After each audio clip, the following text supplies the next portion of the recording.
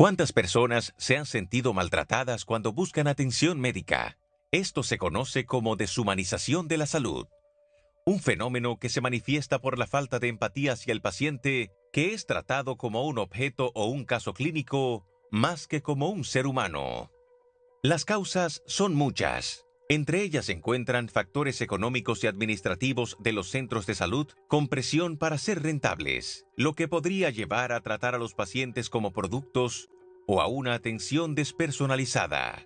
También influye el agotamiento del personal de salud. El estrés y las grandes cargas de trabajo en los profesionales puede llevarlos a deshumanizar la interacción con los pacientes para proteger su propia salud emocional. Pero también puede ser el resultado de ver a los pacientes como un caso clínico, enfocándose solo en lo científico y olvidándose de la parte humana y psicológica que rodea a ese individuo. Los factores son muchos, y hoy en la mesa de esta noche, María Cela, lo analizamos desde el punto de vista de los pacientes y desde el punto de vista del personal sanitario, las causas y consecuencias de la deshumanización de la salud.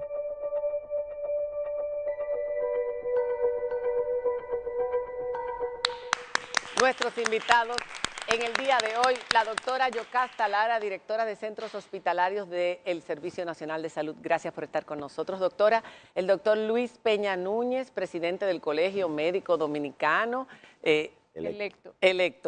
Presidente electo, claro, está como el alcalde de Nueva York. Espero que no le haya tocado lo que acabo de decir, pero ustedes también me imagino que tienen esta problemática y han recibido múltiples quejas por parte de diferentes sectores de la deshumanización, del sistema médico dominicano. El doctor Fulgencio Altagracia Ortiz, nuestra querida amiga periodista especializada en salud con más de 3 décadas de trayectoria dedicadas a investigar y comunicar los desafíos del sistema sanitario y además autora de los libros, y hay que promoverlos, sobre el sistema de salud en cuidados intensivos y el comercio del dolor. O sea, ella conoce muy bien este tema. El doctor Fulgencio Severino, cardiólogo y jefe del Departamento de Cardiología del Hospital Doctor Salvador Gautier, gracias por estar con nosotros también. Y Elizabeth Ponder, comunicadora con un testimonio sobre lo que ella vivió en un hospital público con su hermano, que terminó con la vida de él. Vamos a hacer una pausa, no se pierda este programa, regresamos en un momento.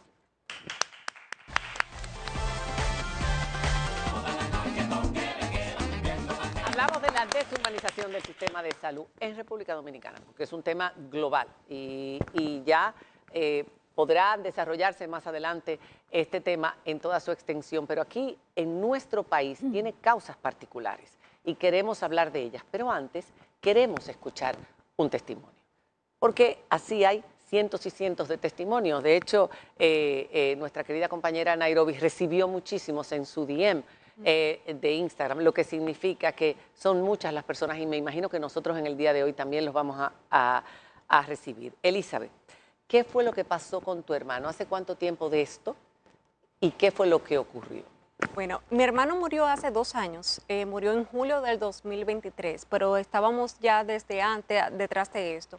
Este tema para mí es muy importante porque uno canalizarlo y llevarlo no es una crítica, sino más bien buscar como las formas de poder solucionar esto. De que otras personas no vivan eso. De que otras personas no vivan eso porque la gente se pregunta, tú tienes posibilidades, tú trabajas en los medios, tú vas a poder resolver, pero no es así. La salud debe ser igualitaria para todos.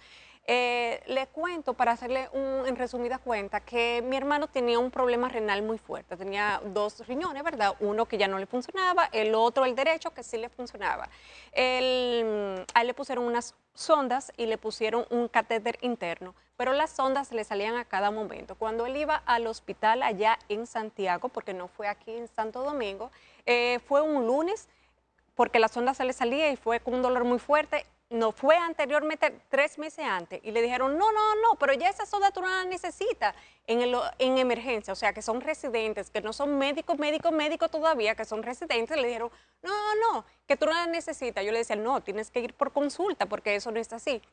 Pero él contento de que no tenía la sonda, tenía un dolor tan fuerte que cuando fue un lunes a emergencia, le dijeron, que no, lo devolvieron. Le dieron descansa y tómese esto para el dolor. Fue martes con el mismo dolor. Lo devolvían, María se la asignada. En la misma emergencia del mismo hospital. Claro que sí, lo devolvían. Y el que me conoce y el que vivió todo esto conmigo y personas de este mismo canal saben mi caso, saben que es así. Fue el lunes, martes, miércoles, jueves al hospital y lo devolvían. El sábado, con un dolor. Con un dolor. El viernes no se paró. El sábado los vecinos lo llevaron por emergencia con un 911. De verdad fue ingresado de una vez, le pusieron una sonda para poderle drenar el riñón. El domingo yo fui a verlo, tuve la oportunidad de verlo y el lunes ya había fallecido. El domingo yo le pregunto a uno de los doctores que están ahí en emergencia, porque el que sabe y el conoce del tema no es el mismo doctor siempre que está, son variantes. Yo le digo, ¿cuál es la situación? Yo tengo que irme a Santo Domingo, dependiendo de la situación de él, dígame para ver si yo voy a Santo Domingo y regreso. No, todo bien. Me da mensaje con gesto. Yo no llego bien a Santo Domingo cuando me dijeron que a él le dio un paro. Y el lunes en la mañana falleció. Cuando ya yo llego a Santiago, hicimos todos los trámites y todo, después yo me encuentro con un doctor, María Cela. El doctor me dijo en mi propia cara, sí, porque él estaba muy delicado. Yo le dije, pero yo ayer mismo... Nunca te lo dijeron. No, yo ayer mismo le pregunté a usted y yo tenía un dolor tan grande, una impotencia que ya lo dejé así. Lo comenté a través de las redes sociales mías y todo eso y quedó ahí. Pero es un dolor que te queda, porque ese es un daño emocional, eso es una violencia emocional y es una marca que no se sana, que se queda ahí impregnada. Porque uno entiende que eso pudo haberse evitado. Claro que una sí. persona que tenía una sonda en un riñón que ya no funcionaba, que pudo haber sido extraído, porque para eso tenemos 2 riñones y hay uno que puede hacer el trabajo de los 2, que le quitan la sonda a una persona no autorizada para hacerlo, le dice que no tiene que volvérsela a poner y 3 meses después empieza con un dolor y los 4 días que visita la emergencia lo devuelven y nunca le mandaron a hacer una sonografía. ¿Qué era lo que estaba pasando en ese riñón cuando lo intervinieron el sábado ya? Estaba... ya tenía una infección, él le dio un choque séptico. Él se murió de una infección. Bueno, este es un caso como muchos. Y no tener la información de su estado delicado, su último día, no te permitió quizás actuar o hablar con tu hermano de una manera diferente, sabiendo la gravedad de su condición, porque no te la dijeron. Porque teníamos conocimiento de lo mal que él estaba, pero no en esa semana el desenlace. Entonces, él solo allá en Santiago, nosotros aquí en Santo Domingo, no era lo mismo. Me gustaría saber ahora, basado en la experiencia que ella vivió, todos tenemos diferentes experiencias en el sector público y privado. ¿Cuándo podemos decir que se trata de una deshumanización, de un maltrato, de que realmente ese médico, ese enfermero, ese personal que me atendió no cumplió con sus deberes y yo no pude exigir mis derechos? Para diferenciarlo de que quizás, porque podemos estar confundiendo, ¿cómo puedo esa línea de cuando hay un maltrato real al paciente? ¿Cuáles son esas características que debe tener? Yo creo que es que en la síntesis que ustedes hicieron, yo lo veía prácticamente reflejado lo que va a ser este programa. Ustedes recogieron muy bien.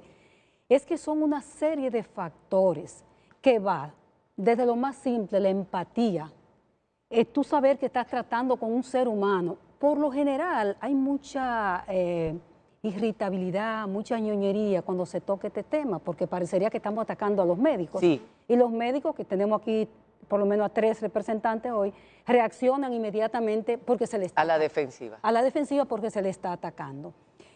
Lo primero es que tú estás tratando con un ser humano que tiene derecho a ser informado. Me encantan los oncólogos, por ejemplo. Recuerdo a mi madre que nosotros no queríamos que le dijeran que tenía cáncer. Y ellos decían, no, es que ¿cómo tú le vas a poner un tratamiento a un paciente sin tener la información? Ese paciente es un ser humano en etapa vulnerable, está enfermo y él necesita información de su estado. Y en eso los norteamericanos, a propósito, son muy buenos. Te dicen hasta más o menos el tiempo que te queda. Es todo lo contrario muchas veces. Es un exceso de información que muchas veces no estamos pidiendo. Entonces, Nairobi, yo pienso que ese proceso que ya decían ustedes es un fenómeno global, que en los países como nosotros se da más por la pobreza, por ese ser vulnerable que va al hospital porque él no tiene otro lugar de ir. Pero el hospital no es solo el reservorio. el espacio donde hay deshumanización de la salud está en los centros privados también. Sí. Y comienza por ahora mismo no es con un garrote, no es un seguridad con un garrote, ahora pueden tener un arma. La hostilidad comienza cuando usted accede al hospital y es recibido con un seguridad cara dura, doctora Yocasta. Yo digo cara dura, cuando le dicen doñita, hasta la terminología que se usa. Que no le puedes preguntar dónde queda algo. Mire, ¿dónde que está la emergencia de tal área? Y entonces se molesta con una secretaria apática que cree que te está haciendo un favor. Ya decía Elizabeth, se trata de un derecho. La salud no es una dádiva, es un derecho que tiene la gente. Entonces, no se trata solamente de echar la culpa a los médicos, es un problema sistémico. Es el sistema. Es el sistema completo que genera todo esto y tiene que ver con un sistema de carencias, con la pobreza, con la falta. Señores, aquí no hay atención primaria y ese es otro tema. Yo sé eso, que no hay atención primaria y por ahí comienza la educación médica. El paciente va desinformado, todavía gente hasta con niveles educativos altos. Cuando se trata de la salud no sabe nada y decía María Cela ahorita, usted se pone en la mano del médico, que es el que dirige el equipo de salud. Y usted se siente vulnerable, usted le entrega su vida. Entonces, por eso se necesita tanta dedicación, tanta empatía, tanta humanización. Humano es ponerte en el lugar del otro. O sea, yo estoy tratando con un ser humano, no con una cosa, porque tú hablabas, María Cela, del fenómeno de la cosificación. Estoy tratando con... Sí, pero muchas veces, o sea, la queja más frecuente, y no solamente aquí, fuera de aquí, tú hablabas de la cantidad de información que se da, y es que se trata la enfermedad. El paciente no es el paciente, es su enfermedad. Exacto. Y esto es lo que hay, sin considerar que es una persona que está recibiendo una noticia muy fuerte y que eso tiene que darse de una manera humana. El trato tiene que ser humano, la palabra lo dice, deshumanización. Cuando tú te relacionas con alguien de forma humana, tú trabajas con sus emociones, tú le vas informando, si ves que está confundido, le aclaras las cosas. La falta de tiempo muchas veces, los múltiples trabajos que tienen los médicos, la paga, el pago, el creer que la población es ignorante y que nosotros, por más que le expliquemos, no van a entender y no podemos perder más tiempo, el que los familiares muchas veces molestan. Yo quisiera que ustedes nos dijeran, ¿de qué se queja más con el sector médico, con los médicos que ustedes han visto, que han presenciado? ¿De qué se queja más la gente con relación a eso? Porque después vamos a hablar de los médicos también, de lo que les falta a ellos. Cualquiera de los dos, yo tiré de ese lado la pelota y también está de este lado, en los dos lados de la cancha. De qué están haciendo. No, yo primero agradecerle la invitación a su programa. Esta parte de la deshumanización de los servicios, lo primero que estudiar medicina es por vocación. Estudiar medicina es vocación. Sí. También, ya que uno está desarrollando su profesión, es tener empatía y amor por el prójimo. Y desde el servicio no estamos ajenos a lo que está aconteciendo. Sin embargo, le traje evidencia que nosotros estamos dando talleres, estamos realizando simposios para mejorar lo que es la deshumanización de los servicios. Pero ustedes reconocen, es lo que quiero saber, ustedes sí, reconocen que hay un problema. Sí, y estamos trabajando, María Cela, fíjese, nosotros estamos contemplados por 10 regionales. Aquí, en el 2024, capacitamos 664 personas entre todas las regionales, entre ellas 239 médicos, 328 enfermeras, auxiliares de enfermería 55 y del personal de asistencia a los pacientes, o sea, el de información 42. Ese es del 2024. En el 2025, hasta el 29 de agosto, habíamos realizado capacitación a 811 personas, de los cuales habían 456 médicos, 229 enfermeras, 58 auxiliares y 68 de atención al usuario. Esa capacitación... Quiero presentarle estos dos paneles. Esa capacitación, ¿en qué se basa? O sea, ¿en qué los están capacitando? Porque son médicos, son profesionales, son enfermeras, son profesionales. ¿Qué les están enseñando? Le hablamos sobre el servicio que debe de recibir el paciente, sobre el rol que debe de jugar cada uno. Porque cuando este panel, eso es un panel hay un bioanalista, una enfermera, un farmacéutico del sector privado. Y este es por igual, pero del sector público. Y hacíamos una comparación en ese simposio donde había más de 200 personas del sector salud, donde le decíamos, le explicábamos por qué en el sector privado hacen las cosas más correctas que en el sector público, cuando el sector público le garantiza económicamente mejores sueldos. ¿Por qué no Bueno, porque cumplir? el del sector privado sabe que lo han escogido Ahí y que voy. si no, Ahí voy. no se sienten Ahí satisfechos, voy. los En cambian. el sector privado, igual que en el sector público, que es un error que mucha gente piensa que no, hay régimen de consecuencia. Y yo, y que me conoce y Altagracia lo sabe, creo en el régimen de consecuencia. ¿Cuál es la consecuencia para un médico que ustedes reciben denuncias de pacientes que le han maltratado, que no le da la información, que no es empático, que es una persona que no está dando la información pertinente al paciente ni a los familiares? ¿Cuál es la consecuencia que puede tener ese médico? No, mira, lo primero es que realizamos un levantamiento para saber si Si es cierto, es una investigación. el médico incurrió en un acto de deshumanización o que no realizó lo que debería. Y si es así, Nosotros estamos ajustados a lo que dice la Ley de Función Pública, la 4108, y lo que contempla su régimen de sanciones de primer, segundo y tercer régimen de consecuencia. Primer nivel, segundo y tercero. Gracias. De acuerdo a lo que Ok. diga la sanción, lo que va desde la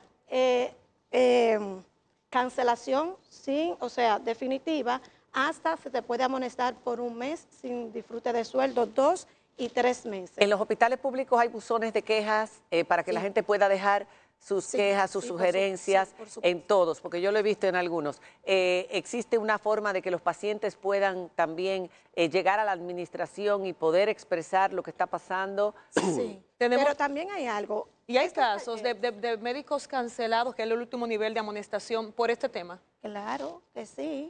Claro que sí existen y el colegio lo sabe, Ok. porque el colegio a Ok. veces los acompaña, pero claro, ese es el rol del colegio. Vamos a parte de hacer, su rol. exacto, vamos a seguir sí. con este tema. Diana quería hacer una pregunta antes de irnos a la pausa. Sí, quería entrar ahora entonces con Del el lado de punto los de vista de los médicos, por supuesto.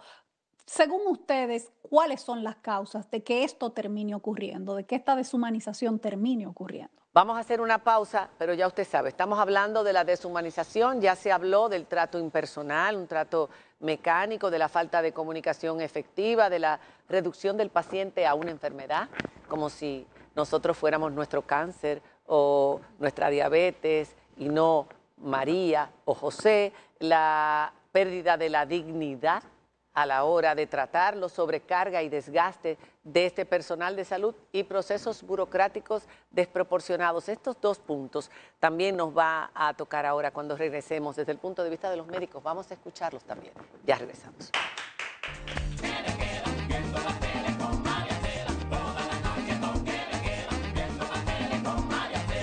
Ya tenemos muchos comentarios antes de escuchar a los médicos acá. Espemau 12, esto es una verdadera tragedia de la cual pocos hablan, porque lamentablemente hasta que no nos toca no genera empatía en nosotros. Los pacientes encima de la situación de salud deben prepararse ellos, sus familiares, a todo tipo de maltratos, humillaciones y palabras agresivas y sin consideración. Marcelino José Silverio, está escrito en las Sagradas Escrituras, el mal se aumentará y el amor en nuestros corazones se enfriará. Los profesionales del área de la salud, así como de las otras áreas, se han desconectado de la razón vital para la cual están comprometidos, que es la de brindar y servir de manera responsable, ética, empática y solidaria con todo ser humano que le corresponda tratar. Jacqueline Grullón Salazar, y lo más duro, difícil se da en las emergencias. Allí sí verdaderamente se nota que dolor ajeno no quita sueño. Hasta te dicen con frialdad, si no puede esperar, vaya a otro centro. Espemao vuelve a decir, bueno, hay muchos más. Decía, doctor, vamos a ver. Bueno, mira, gracias a ustedes por la oportunidad. La deshumanización desde el punto de vista que se presenta aquí, bueno, yo digo que tiene muchos factores que son Sí. atribuibles desde la educación y la sociedad misma. O sea, estábamos ahorita, el factor que tú vas, al que te recibe en la puerta de entrada, o sea, el seguridad, pero hay otros factores también. Seguridad que gana 10,000 pesos probablemente. Sí, eso es. Y que nadie le ha enseñado cómo tratar a la gente también. Esa es la realidad. Yo pienso y que lo vemos no solamente a nivel de un hospital o una clínica, En cualquier lado. En cualquier lado. Definitivamente. Para que vayamos viendo. Pero esa es seguridad, no son los médicos. Los médicos están educados. Entonces, existe una presión global de la desorganización del sistema sanitario. Y no hablo aquí específicamente de ninguno de los actores en específico, pero hay una influencia. Tanto la baja inversión, porque aunque no nos veamos, y tú dices, bueno, ¿pero qué tiene que ver la baja inversión? Claro, porque tú tienes un médico en un hospital con dificultades para realizar su trabajo y eso se traduce directamente en su estado de ánimo. Claro, y en la atención al paciente, que también están los factores ahora nuevos, que son la mercantilización. Sí, de los servicios. Oigan bien, que hay que producir más, que hay metas. Todo eso, de alguna forma u otra, interviene. ¿Se le pone presión a los médicos? Sí, claro, para cumplir Que metas. tiene que ser rentable, que tiene que ser rentable. En el sector, no, perdona que te interrumpa. Bueno, pero no. tú me permites desarrollarme. No, en el sector público no se le pone ninguna meta a ningún médico. No es así y me disculpa que te interrumpa. Bueno. No es así. Lo contrario, los médicos en el sector público, que son mis colegas y lo aprecio mucho, y tú como presidente electo que me conoce de tiempo, ella, el doctor Severino y Altagracia lo sabe. El médico gana más en el sector público cuando es contratado que en el nivel privado. Sin embargo, en el nivel privado se cumple a cabalidad. ¿El médico? Sí, claro. ¿Cuál médico? Fulgencio. Bueno, pero por ejemplo, Fulgencio. ¿Cómo tú vas a decir que un médico gana más? Oiga lo que yo le dije. Escuche bien. Yo dije, si el salario en el sector público es 90.000 pesos de un especialista. Sí, pero cuando es contratado, le expliqué.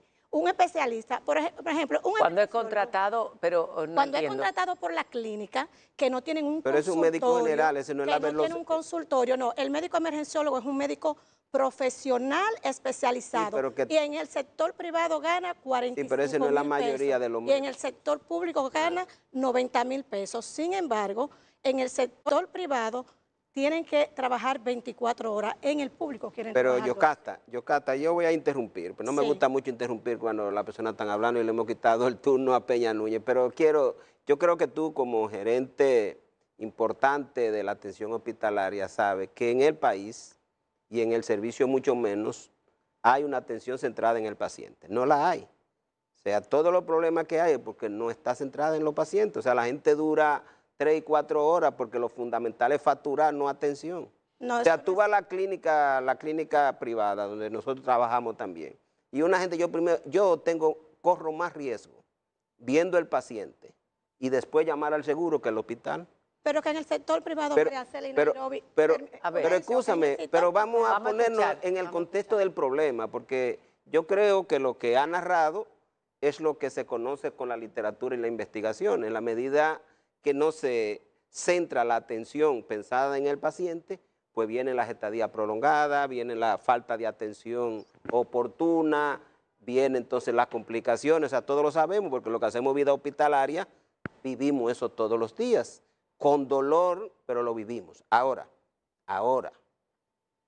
en los hospitales, tienen, como ese no es el centro de la política de servicios de salud de la República Dominicana, el paciente, ningún paciente llega a un sitio si no le factura. Y si tú quieres, vamos mañana al Hospital Gautier, para que veamos cuántas horas tiene que durar un paciente, a menos que el médico tome la decisión con mucha libertad, por ejemplo, como hacer, nos podemos dar el lujo en el servicio de cardiología, decirle, vaya, hágase el estudio, y después paga.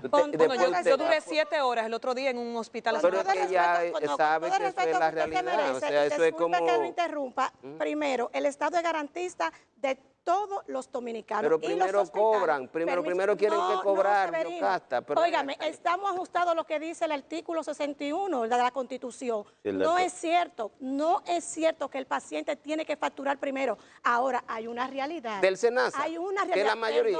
Perdón, hay si una no realidad. Factura, no va a la consulta. No, señor, si el paciente tiene un seguro de salud, por supuesto que nosotros requerimos de que ese paciente facture, pero el paciente no tiene que facturar, de que tú llegaste contrario a la clínica. En la clínica le piden un depósito y usted lo sabe. No, pero tú estás hablando de la hospitalización. Eso es cuando hay que internar. Él habla de la comercialización y dice... Eso es cuando hay que internar. Eso es en hospitalización, pero en paciente, consulta. Mire, le puedo asegurar yo mi paciente lo veo y después que le llamo al seguro si me quiere pagar los 500 pesos. El paciente llega, si lo llevó un familiar, al paciente se le asiste en los hospitales y después que se le está asistiendo, si anda con un familiar, se le pregunta. Y para consulta, Yocasta, tienen que facturar primero. Para sí, claro, y para laboratorio tiene que consultar primero y para un procedimiento ambulatorio tiene que facturar. Ok, estamos hablando del dinero, Peña Núñez. No se le niega el servicio. Hablaba de esos factores de la parte humana. La parte Entonces, humana del médico. Hay unos factores aquí de importancia. Hablábamos de la educación, de la cultura, etcétera. Pero Peña Núñez, saquemos al médico y hablemos de todo el personal. No, del personal. El tema... Pero hablemos del médico porque el médico es el eje para los pacientes, es el médico. Ajá, y el que está hospitalizado, ¿tú no crees que la enfermera juega un papel más determinante que el médico? Es decir, pero no, lo que quiero decir es que es un conglomerado. Es un conglomerado, sí. Claro que sí, pero hablemos de la atención en consulta, en emergencia. Pero ¿qué pasa? Mira, hay unos factores, todo el que va a un hospital, incluyendo el que le tiene un dolor de cabeza, quiere que le atiendan rápido. Pero entonces hay factores de riesgo y hay que hacer una selección de cuáles tienen potencialidad a producir cualquier daño mayor. Pero eso es educación médica que hace No, falta pero ahí. sí. Tú tienes el triaje que está en la mayoría de los hospitales y tú seleccionas. Me ha pasado, una vez estaba yo dando reanimación cardiopulmonar y alguien me decía, mira yo tengo 3 horas aquí y entraron, ¿me entiendes? Ese factor estresante también. El burnout. No, lo que no llaman burnout. Porque el burnout bueno, la gente en emergencia pasa por eso. Yo me refiero al paciente que llega. Todo el que llega a una emergencia desea ser atendido en primera instancia. Y no es así. Pero, los pacientes, y a veces porque a veces dicen, está chateando un médico o una enfermera y realmente no está chateando. A veces tú le mandas al cardiólogo, mira el electro cómo salió, y él me manda a decir tal cosa y yo me río. Y el paciente puede pensar que está distraído en otra cosa. Se hablaba mucho de la comunicación, sí. Nosotros los dominicanos, o el ser humano, tiene una carencia de comunicarse de forma efectiva. No le explican al paciente lo que tiene, las consecuencias, no le explican a los familiares muchas veces la gravedad de la situación de su familiar, de su enfermo. Pasa con mucha frecuencia. Pero eso pasa... Tú le preguntas de qué se murió, de un dolor. Pero mire, mi mamá se murió de un dolor. Eso puede pasar y pasa en los hospitales, lo que hacemos vida hospitalaria, eso pasa por la escasez de tiempo del médico. La cosa ha cambiado mucho. Es decir, en la medida que los médicos hoy tienen tanda de horario recortada con el visto bueno del servicio, porque hay que decirlo. 4 horas. 4. Si fueran 4 fuéramos exitosos. 4 horas. El servicio lo manda para que vayan 2 días a la semana nombrados, por 2 días a la semana. Entonces, ¿cuántas horas? ¿Dónde es eso? En toda parte, Yocasta, en muchísimas partes. Es que el médico hace como que trabaja y el Estado hace que le pague. Entonces, fíjate una cosa. No entiendo, yo no estoy entendiendo esto. Un momento. Yocasta, lo que estoy diciendo es lo que vivimos en los hospitales. ¿Qué es lo que vivimos en los hospitales? Escasez de tiempo para el volumen de pacientes por toda la realidad que tiene el hospital. Porque no hay atención primaria tampoco. Porque el hospital... Porque eso podría haber... El hospital, cuando, por ejemplo, en el caso de nosotros, que somos servicios de cardiología, yo no tengo a dónde mandar un fallo cardíaco compensado. Yo lo tengo que recibir cada vez que él viene. Ya. Y como no tiene medicamentos, él tiene 7 y 8 hospitalizaciones por año. Wow. ¿Por qué? Porque no tiene medicamentos, porque aquí tenemos un servicio de salud de República Dominicana que no le garantiza los medicamentos a los pacientes. Mariacela, algo que quiero apuntar con relación a algo que él estaba diciendo con relación al WhatsApp, algo que yo viví, se lo estaba comentando la doctora, que una parte de deshumanización es cuando en el área de enfermería, que no tiene nada que ver con eso, comienzan a cherchar, a tomar café, a chismear, a hablar de otros pacientes. O sea, ahí no es empatía con el doliente, el paciente que está ahí, porque detrás de cada diagnóstico, detrás de cada cama, hay una persona vulnerable y eso no se está respetando. O sea, yo considero que esa acción que ustedes están tomando, que es buenísima, pero falta todavía hacer más supervisión, que haya amonestación con relación a esa comida, esa chismeadera y todo ese tipo de Mira, cosas? lo hacemos y de hecho, primero... Nos tenemos que ir a pausa, doctora. ¿Nos puede explicar cuándo regresemos de la pausa? Y yo quiero también escuchar al doctor Peña Núñez, que cada vez que le empieza Fulgencio, que no le gusta interrumpir, no se le ha quitado la palabra dos veces. Usted es la culpable. Muy bien, está bien. dio la oportunidad. He creado un monstruo. He creado un monstruo. Ya regresamos, que es que le dije que interrumpiera.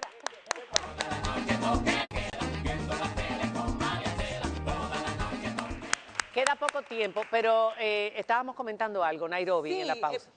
Al margen de todo lo que hemos planteado, que hay mal manejo de los recursos, falta de tiempo, problemas con los nombramientos, de todo lo que ustedes han mencionado aquí. Pero hay médicos que tienen tanta vocación que pese a todos los obstáculos que le pone el mismo sistema, ellos dan un buen y excelente trato al paciente. No, y tratan a los pacientes muchas veces. Entonces yo me pregunto, ¿qué tanto hay en esa deshumanización de la parte personal de cada quien para poner o no de su parte? Porque yo siento que hay algo muy particular también en el doctor. ¿Qué se puede hacer para cambiar?